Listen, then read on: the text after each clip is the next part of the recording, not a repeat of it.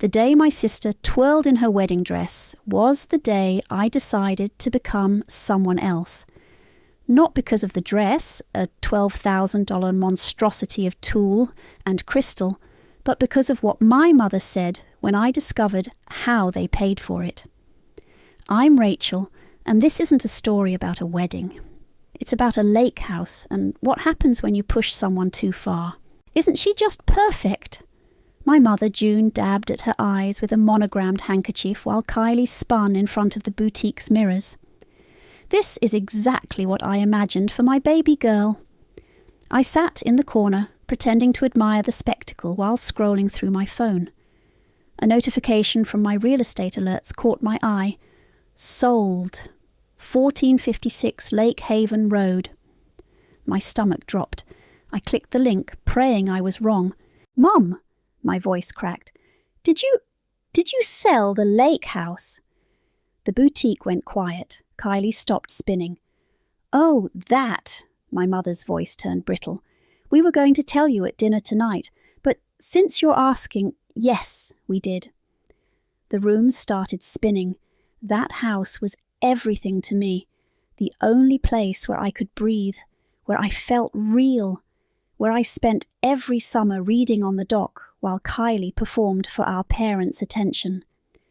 "You can't," I started. "We can, and we did." My mother's smile was sharp as glass. "The wedding costs what it costs, Rachel. Not that you'd understand being—" She gestured vaguely at my simple black dress and practical shoes. "Being what, Mum?" "Well," she sniffed. "You know, I did know. I'd always known." That night at dinner, things got worse. We sat around our parents' formal dining table, me, Kylie, our father Winston, and June, while our mother detailed the wedding budget. "The venue alone is $40,000, she announced, beaming, "but the lake house sold for more than enough to cover everything." "I could have bought it," I said quietly, "if you'd told me." My father suddenly became very interested in his wine glass. "With what money?" Kylie laughed. "Your little design business barely pays rent." "That's enough," our mother cut in. "Rachel, honestly, you're being difficult as usual. The house is sold. It's done. But that house meant something to me. It was the only place where I felt, you're a disappointment." My mother's words sliced through the air. "You get nothing. Is that clear enough for you?" Kylie at least had the decency to look uncomfortable. Our father just kept drinking his wine. I stood up slowly, my chair scraping against the hardwood floor. Crystal clear. That night changed everything. I stopped trying to earn their love. Instead, I started planning. 5 years later, I stood in an auction house, heart pounding as the same lake house went up for sale again. The previous owners had defaulted on their mortgage. Karma works in mysterious ways. Lot 47, Lake Haven Road property, starting bid at $450,000. I kept my hand steady as I raised my paddle. My LLC's bank account held exactly enough for what I needed to do. Another paddle went up, then another. I didn't flinch, not when the price hit $600,000, not at $750,000, not even when it crossed the $1 million mark. Finally, it was just me and one other bidder. He looked like old money, probably wanted it for a summer home. Too bad. $1.2 million, he called. I raised my paddle. $1.5 million. The auctioneer's gavel fell with a crack that sounded like victory. Afterward, my friend Garrett found me in the parking lot. "You actually did it," he said, grinning. "You crazy woman, you actually did it." I held up the preliminary paperwork, my hands shaking now that it was over. "I did. Your family's going to lose their minds when they find out." "Oh, they won't," I smiled, thinking of the LLC paperwork safely filed under a generic company name. Not yet, anyway. "So, what's the plan?" I looked at the papers in my hand, thinking of that night 5 years ago, of all the nights before it really, of being the afterthought, the disappointment, the one who got nothing. "The plan," I said, "is to wait, to make it perfect. And then, when they least expect it, then I'm going to teach them exactly what nothing feels like. Garrett whistled low. Remind me never to cross you. I laughed, but it wasn't really funny.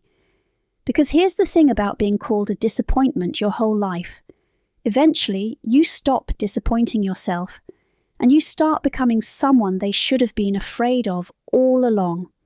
The baseboards need to be higher. I ran my hand along the wall, feeling the smooth paint beneath my fingers. And this light fixture is all wrong. Amelia, my business partner, made a note on her tablet. You're being particularly picky about this project. It has to be perfect. I stepped back, surveying the lake house's great room. 5 years of design work had taught me how to transform spaces, but this was different. This was personal. Rachel, Amelia's voice softened. You've already spent triple the budget on renovations. At some point what? I turned to face her. I should settle, accept good enough. That's not what I meant. The front door opened and Garrett walked in carrying coffee and blueprints. Ladies, please tell me you're not arguing about the baseboards again. She wants to redo them. Again? Amelia threw up her hands. Because they're wrong. I grabbed my coffee from the carrier. Everything in this house has to send a message. And what message is that? Garrett asked, though he already knew the answer. That I'm not nothing anymore. The contractor and his crew arrived an hour later. I watched them tear out the baseboards while Garrett and Amelia bickered over furniture placement. The sofa needs to face the lake, Amelia insisted. The sofa needs to face the fireplace, Garrett countered. It's basic feng shui. The sofa, I interrupted, needs to face the door, so whoever sits there has to watch people walk in. They both turned to look at me. That's specific, Garrett said carefully. Everything is specific. I pulled up photos on my phone. See these family pictures I'm hanging? They're all from days my sister missed. The bookshelf, filled with first editions my mother always said were a waste of money. Even the paint colour, it's the exact shade I wanted for my room when I was 16, but they gave it to Kylie instead. Damn, Amelia whispered. You really thought this through. I've had 5 years to think it through. I walked to the windows overlooking the lake. 5 years of building my business, making connections, waiting for the right moment. Do you know what I did with my first big commission? What? Opened a savings account labelled Lake House Fund. I smiled at their reflection in the glass. Every project, every consultation, every late night and weekend job, I put aside whatever I could, even when I was eating ramen and living in that awful studio apartment. While Kylie was posting about her spa days and yacht parties, Garrett added. Exactly. I turned back to them. But look who owns the lake house now. My phone buzzed. A text from an unknown number. Oh, hi, we heard through the grapevine that the lake house has a new owner. We'd love to visit sometime. We have such wonderful memories there. Let us know if you're open to rentals. June. I showed them the message. Holy shit, Amelia breathed. She has no idea. None of them do. I typed out a quick professional response from my LLC's email address, outlining rental rates and availability for the following weekend. Are you sure about this? Garrett asked. Once you do this, there's no going back.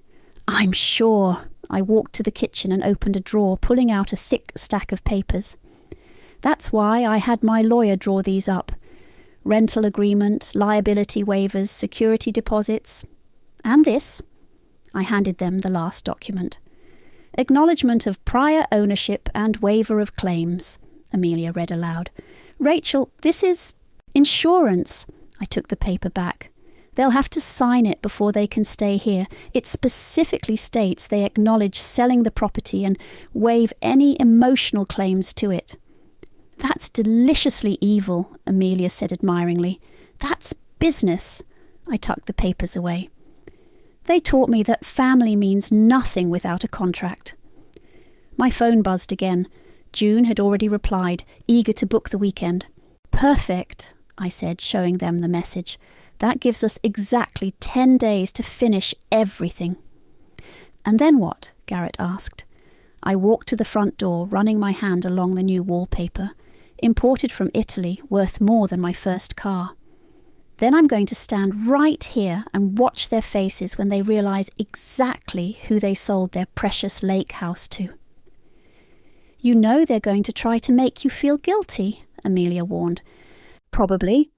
I smiled, thinking of all those years of manipulation, of being made to feel small. But here's the thing about guilt. It only works if you still care what they think. The contractor called me over to approve the new baseboards. They were perfect, exactly the height I wanted. Every detail in place, every element carefully chosen. Because this wasn't just revenge. This was art. And I was about to deliver my masterpiece. They've signed everything. I stared at my laptop screen where June's electronic signature glowed beneath the rental agreement. Even the acknowledgement form. Did they actually read it? Amelia lounged on the new sofa, scrolling through Kylie's Instagram. Probably not. Mom never reads anything she thinks is beneath her. I closed the laptop. And look who just posted. Kylie's latest photo showed her pouting in designer sunglasses. Lake house weekend coming up. Need an escape from all this drama. Haga, blessed and shy, lake house, memories. Speaking of drama, Amelia turned her phone toward me. Check out the comments. Under Kylie's post, her husband Jaden had written, "Must be nice using Daddy's money for vacations while some of us actually work." Trouble in paradise, I raised an eyebrow. Oh, it gets better. Amelia kept scrolling. 3 different women have liked his comment, all with private profiles, all following only him. Karma's working overtime these days. The doorbell rang. Garrett walked in carrying paint samples and takeout. Final colour check for the guest rooms. Also, I brought Thai food because you haven't eaten all day. I'm not hungry. Wasn't asking. He set a container in front of me. You need fuel for tomorrow's performance. I picked at the pad Thai while they debated wall colours. The guest rooms were the last piece of the puzzle, each one designed to twist the knife a little deeper. The main guest room, I said between bites, needs to be exactly like Kylie's old room, down to the ballet trophies on the shelf. Already ordered replicas, Amelia confirmed. What about your parents' room? White, sterile, hotel-like. I smiled, with photos of me everywhere they look. The ones from your design magazine features. Those, plus the charity gala shots, every award ceremony, every success they missed. I stood up and walked to the window. The lake was mirror smooth in the evening light. I want them to see what they threw away. My phone buzzed. A text from Kylie. So excited, quick cue, see, is there a dress code for dinner? Bringing Jaden obvies, but things are weird RN, so maybe separate rooms. Can Venmo extra? I showed them the message. Oh, this is too good, Amelia cackled. Tell her there's no dinner service. I typed back a professional response. Hello. As per the rental agreement, no meals are provided. Kitchen is fully equipped for guest use. Separate rooms can be arranged for an additional $200 night fee. You're charging them for separate rooms? Garrett asked. Everything has a price. I walked to the kitchen and opened the fridge, just like they taught me. The fridge was empty except for a bottle of champagne, the same brand they'd bought for Kylie's wedding. That's cold, Amelia said admiringly. No, I corrected her. That's business. We spent the next hour finalising details. The Wi-Fi password would be Disappointment 2023. The welcome book included an itemised list of everything they'd ever taken from me, disguised as a property history. Even the hand soap in the bathrooms was the expensive brand my mother always said I couldn't afford. One last thing. I pulled out a small box. Inside was a framed photo of teenage me at the lake, smiling, unaware of what was coming. This goes on the mantel, right where everyone has to see it. Rachel! Garrett's voice was gentle. Are you sure this isn't hurting you more than them? It already hurt me. That's the point. I placed the photo carefully, adjusting it until it was perfect. Now it's their turn. My phone lit up again. A voicemail from June. Hi, sweetie. Just wanted to check about the bedding situation.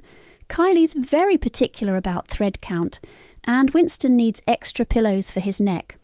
Also, we usually have cocktails at sunset. Will someone be available to serve? Call me back when you can. I played it on speaker. We all listened in silence. Some things never change, Amelia muttered. No, I agreed, but some things do. I drafted another clinical response about bringing their own linens and reminding them that no staff services were provided. They're going to hate this, Garrett said. Good. I walked through the house one last time, checking every detail. They're used to being catered to being important, to having power. And now they get to feel what it's like to be nothing. I stopped at the front door where I'd be standing when they arrived tomorrow. They get to experience what they did to me in the very place they took away. Amelia hugged me goodbye. Call if you need backup. I won't. I watched them leave, their headlights sweeping across the lake. This is something I need to do alone. In the quiet house, I rehearsed tomorrow's scene one last time. The shock on their faces, the moment of recognition, the slow understanding of what I'd become. Because tomorrow wasn't just about revenge. It was about showing them exactly who they'd created when they decided I was nothing. I heard their cars before I saw them, the purr of expensive engines on the gravel driveway. Standing at the window, I watched two vehicles approach. My father's silver Mercedes, followed by Kylie's white Range Rover. My phone buzzed. Garrett, you've got this. I smoothed my black designer dress, worth 3 months of their rental payments, and took my position by the door. Years of practice kept my hands steady as I heard their voices outside. This better be worth the drive, Jaden was saying. Place looks smaller than I remember. Everything looks small to you lately, Kylie snapped, including your bank account. Children, please, my mother's voice sharp as ever. Let's at least pretend to be civilized. Footsteps on the porch. A knock. I opened the door. For 3 perfect seconds, nothing happened. They stood frozen, designer luggage in hand, staring at me like they'd seen a ghost. Welcome, I smiled professionally. I'll need to see IDs and credit cards for incidentals before you enter. Rachel, my mother's face went from confused to angry. What are you doing here? Where's the owner? You're looking at her. I held up a tablet displaying their rental agreement. As clearly stated in the documents you signed. Kylie's mouth opened and closed like a fish. But how? Money. I stepped aside, gesturing them in. The same thing you always said I didn't have enough of. IDs, please. This is ridiculous. Jaden pushed forward. You can't. Actually, I can. I blocked his path. No ID, no entry. It's in the contract you agreed to. Page 3, paragraph 2. My father handed over his license first, silent as always. Mother followed, her hand shaking slightly. Kylie fumbled with her purse while Jaden just stood there glaring. This is a joke, right? He looked around like hidden cameras might appear. Some kind of prank? Does this look like a joke? I held up the property deed. Would you like to see the LLC paperwork as well? You sold this place, my mother finally found her voice. You had no right. No, you sold this place. I tapped the acknowledgement form on my tablet. And you just signed a document confirming that fact. Would you like me to read it aloud? I never, she started.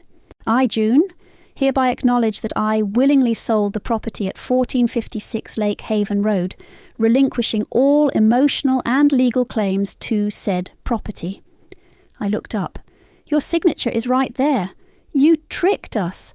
Like you tricked me. I stepped closer. Or did you forget telling me I was a disappointment who gets nothing? The colour drained from her face. Speaking of nothing, I continued, the kitchen is unstocked as per rental agreement. Wi-Fi password is in the welcome book, though service may be unreliable, and separate rooms have been arranged for Kylie and Jaden as requested. That'll be an additional $400. This is insane, Jaden exploded. I'm calling my lawyer. Please do, I smiled. I'm sure he'd love to explain how binding contracts work. Kylie started crying, her mascara running. Rachel, why are you doing this? Because I can. I walked to the living room where their family photos used to hang. Now my magazine features and awards ceremonies covered the walls. Because everything has a price. Isn't that what you taught me? Winston, my mother hissed, say something. My father looked at the walls, then at me. For the first time, I saw something like respect in his eyes. How much did you pay? Triple what you sold it for. I met his gaze. Worth every penny.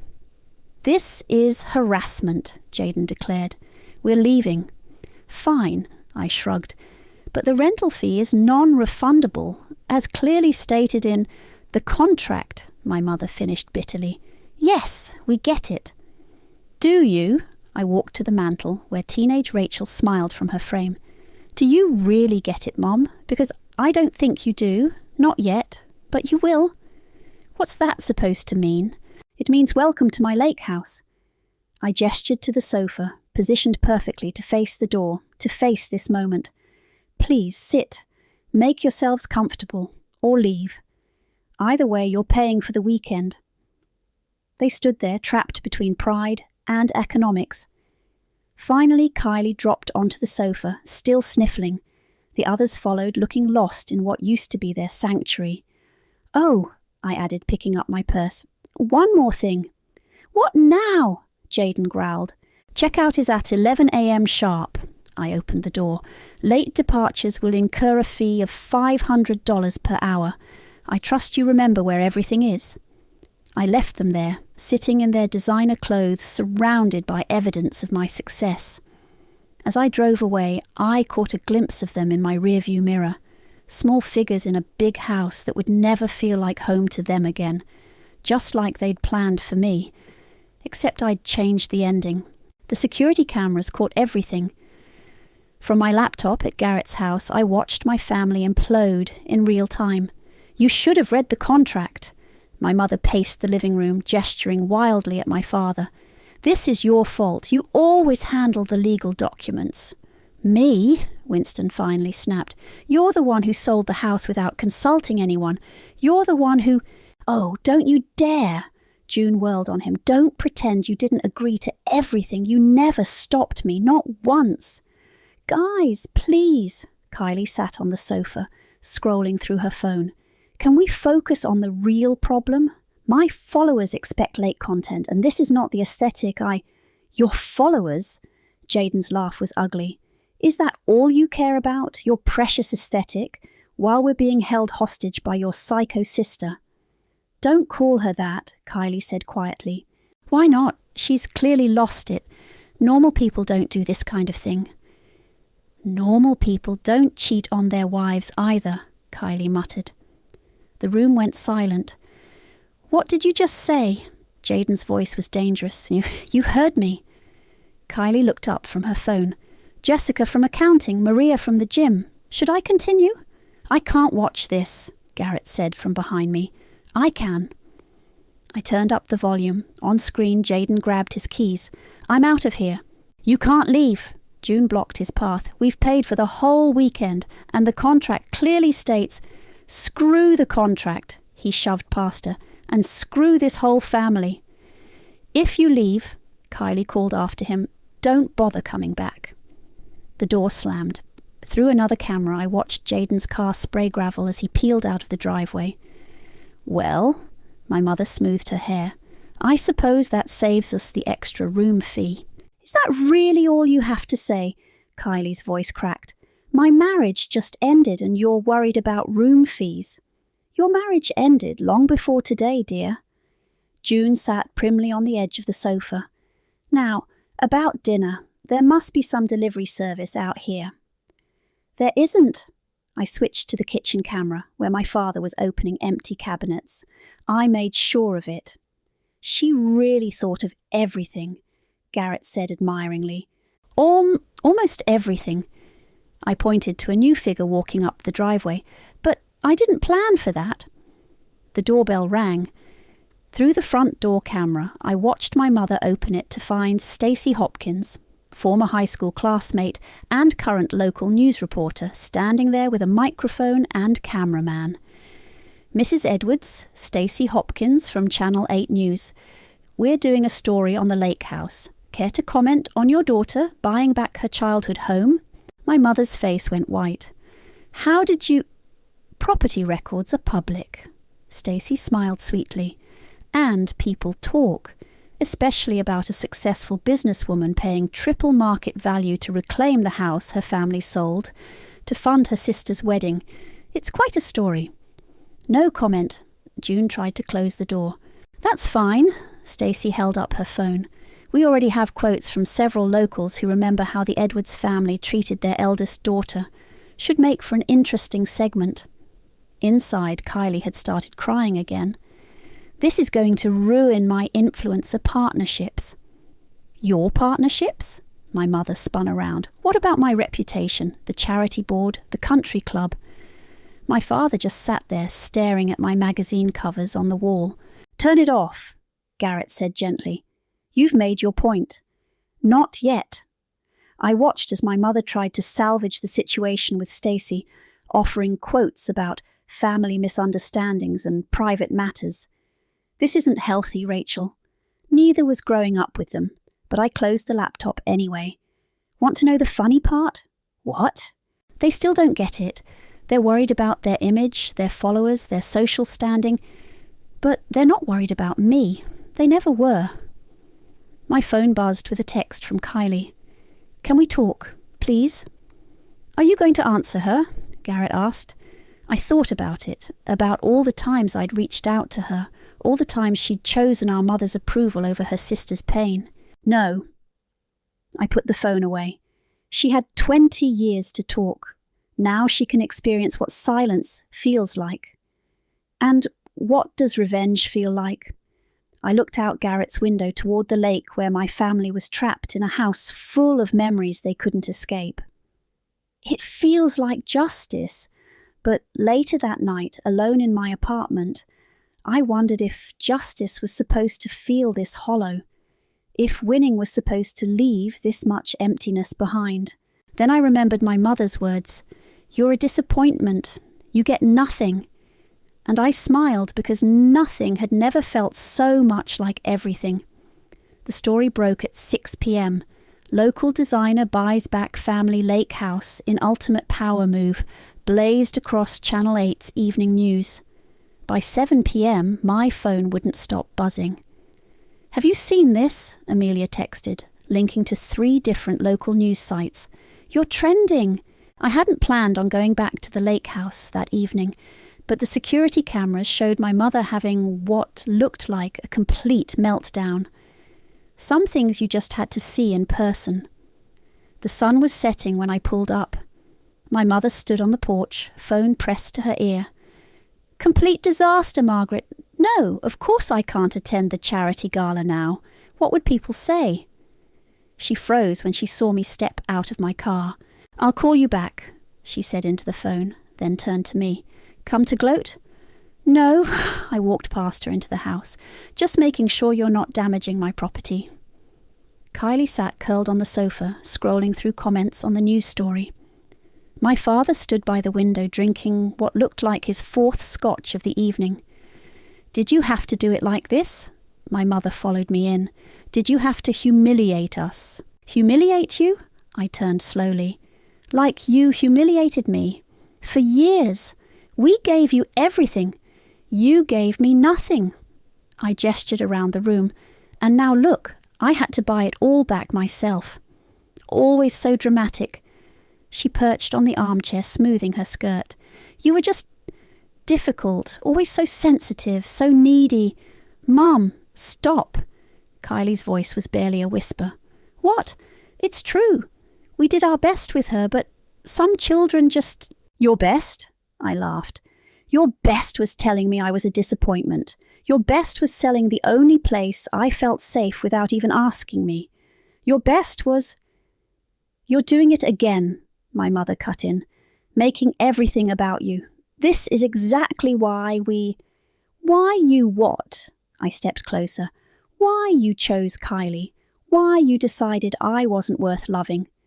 Rachel, my father finally spoke. That's not fair. Fair? I spun to face him.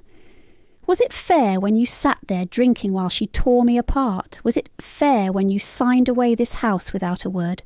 Was any of it fair? He looked away. My phone buzzed again. A message from Stacey.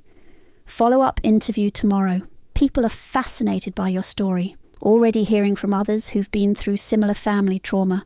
Perfect, my mother sneered, reading over my shoulder. Turn our private business into public entertainment. That's very professional. Professional? I showed her my phone screen. Like Kylie's influencer posts about her perfect family. Like your charity galas where you pretend to care about other people's children while destroying your own. I never... You did. You do. You're doing it right now. I walked to the mantel, picked up the photo of teenage me. You know what's funny? I used to think if I just tried harder, achieved more, became perfect, you'd finally see me. Rachel, Kylie started crying again. I'm so sorry. Don't apologize to her, our mother snapped. She's clearly enjoying this. Am I? I set the photo down carefully. Because I'm not the one who lost everything today. I'm not the one trending for all the wrong reasons. I'm not the one whose carefully constructed image just shattered. My father set down his glass. What do you want from us? Nothing, I smiled. Isn't that ironic? You always said I'd get nothing, and now that's exactly what I want from you. You can't just erase us, my mother's voice cracked. We're your family. No, I walked to the door. Family doesn't destroy each other. Family doesn't play favourites. Family doesn't sell someone's sanctuary for a wedding. Then why did you buy it back? She demanded. Why not just let it go? Because I needed you to understand. I opened the door. How it feels to want something so badly, to be so close to it, and know you can never have it back. The lake reflected the last rays of sunset, turning everything golden. In that light, I could almost see the ghost of who I used to be, reading on the dock, hoping things would change. Checkout's at 11 tomorrow, I reminded them. Don't forget to strip the beds. Rachel, please, Kylie called after me. But I was already walking away, leaving them with their shattered illusions and empty excuses. Behind me, I heard my mother start to cry. Not the performative tears she was famous for, but real, ugly sobs. Good. Let her feel something real for once. Let them all feel it. The morning of checkout, I found Kylie sitting on the dock. She'd always been the pretty one, the perfect one. But now she looked small, her designer clothes wrinkled from sleeping on the sofa. You're up early, I said, stopping a few feet behind her. Couldn't sleep. She didn't turn around. Jaden's lawyer already sent divorce papers. Karma's efficient these days. Yeah, she laughed hollowly. Guess we're both losing everything. Difference is, I sat down beside her, keeping distance between us. I lost everything years ago. You're just starting. The lake was mirror smooth, reflecting the morning sky.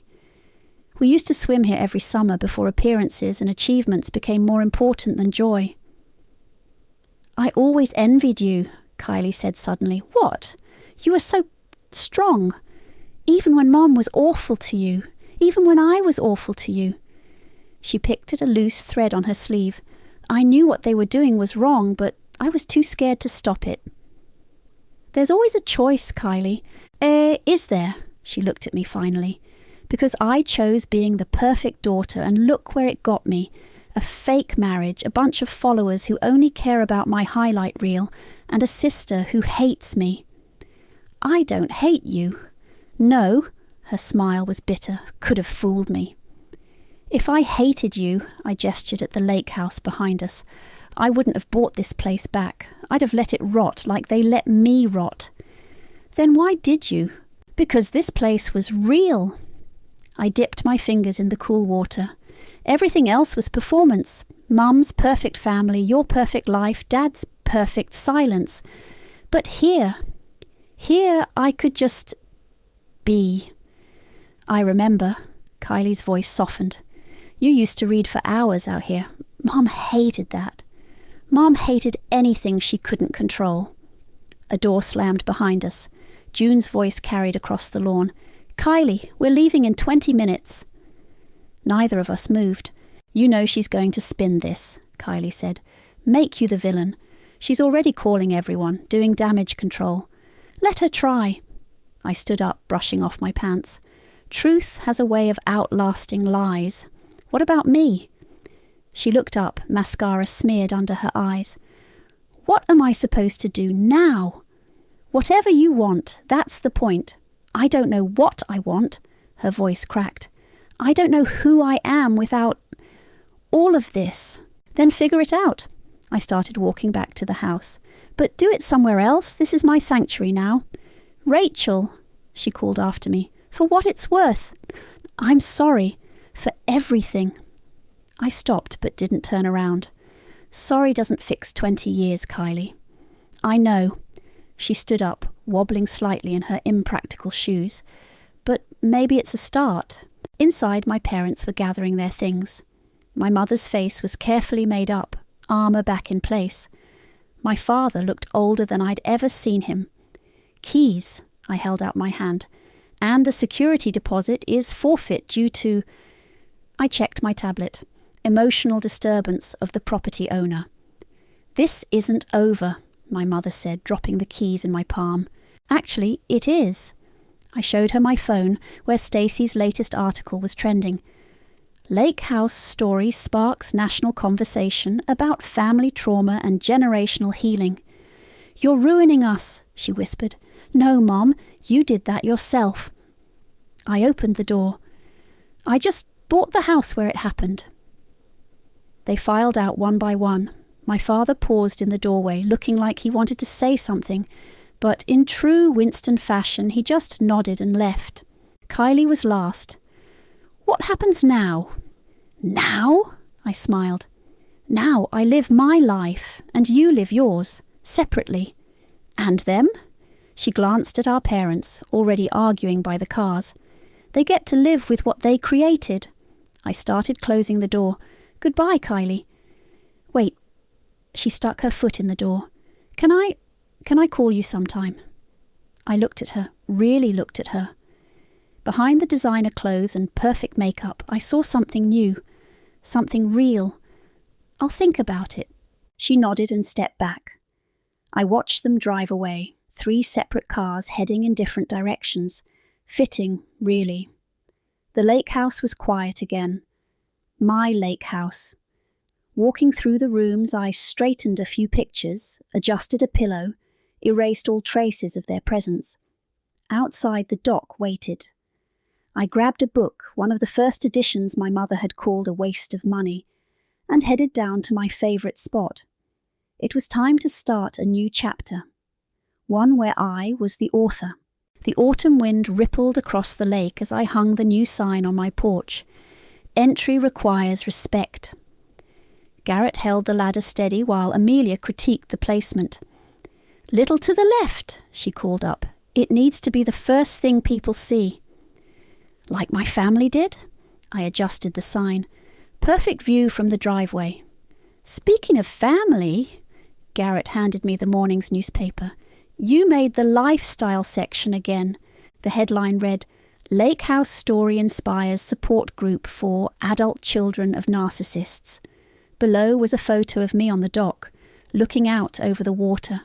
Your mum must be loving this, Amelia smirked. Wouldn't know. I climbed down. I blocked her number after her 6th voicemail about reconciliation on her terms. And Kylie? I pulled out my phone, showing them her latest text. Started therapy, real therapy, not mum's friend who tells everyone what they want to hear. It's hard, but necessary. Are you going to respond? Garrett asked. Already did. I'd sent back a simple, good. Inside, the lake house had transformed. Where family photos once hung, there were now paintings by local artists. The guest rooms hosted weekend retreats for people healing from family trauma. Even the dock had a new purpose. Morning meditation sessions led by a counselor who specialized in generational healing. Package came for you, Amelia pointed to a box on the counter. Inside was a leather-bound journal with a note from Stacy. Thanks for sharing your story. You helped more people than you know. The doorbell rang. A woman stood there, clutching a familiar rental agreement. I'm Sarah, she said. I booked the weekend retreat, the one for people like us. Welcome. I stepped aside. You're the first to arrive. She walked in slowly, taking in the walls of achievement, the carefully curated space. I read about you in the paper, about what you did. It gave me courage to finally stand up to my own family. How did that go? Terribly, she laughed. Wonderfully. Both, I guess. I lost them, but I found myself. Then you're in the right place. I showed her to the guest room, Kylie's old room, now a sanctuary for healing. First rule here, you don't have to be what they wanted. You get to be what you want. More guests arrived throughout the afternoon. Each carried their own version of my story. The golden child sibling, the enabling father, the mother who weaponized love. We gathered in the great room, where the sofa still faced the door, but now it held people finding their voice instead of losing it. You know what's funny? Amelia said as we watched the group share their stories. You bought this place for revenge, but you turned it into redemption. Maybe they're the same thing, I replied. Maybe sometimes you have to burn it all down to build something better. My phone buzzed. A text from my father. Your mother's in therapy too. Real therapy. I should have stood up for you. I know it's too late. But I'm proud of what you've built. Are you going to answer? Garrett asked, reading over my shoulder. Not yet. I put the phone away. They need to sit with their choices like I sat with mine. The lake reflected the setting sun, turning golden just like that first day I'd bought the house back. But now the light felt different. Less like victory, more like peace. Ready for the evening session? Amelia gestured to the group waiting on the dock. Almost. I picked up the guest policy book, the one that had trapped my family that weekend. Inside, I'd added a new rule. This is a space for healing, not hiding. For growing, not performing. For becoming who you are, not who they demanded you be. Sarah raised her hand. Can I ask something personal? Of course. Do you ever miss them, your family? I miss who they could have been, I said honestly. But I don't miss who they were. And I don't miss who I was when I was trying to please them. The group nodded, understanding written on every face. So, what now? Someone asked. I looked around at my lake house, at what it had become. A shelter, a statement, a sanctuary. Now, I smiled. Now we write our own stories, and we make them beautiful. The wind carried the sound of laughter across the water. Real laughter, not the performative kind I grew up with. In the distance, a loon called out, its voice clear and strong, just like mine, just like it should have been all along.